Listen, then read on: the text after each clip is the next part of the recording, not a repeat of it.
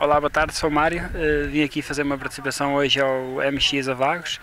É uma pista de areia que eu gosto muito e aproveitei para me vir aqui divertir um pouco, treinar, dar um retorno aos patrocinadores. Acho que é importante para mim e para os patrocinadores.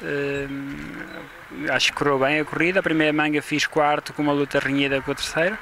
A segunda manga caí no arranque, mas recuperei bem, fiz quarto na mesma, saí daqui com quarto lugar absoluto, acho que foi bom e saí daqui, acho que foi um treino bastante positivo, saí daqui muito contente. Obrigado à minha equipa e aos meus patrocinadores por este apoio que me têm dado. Obrigado.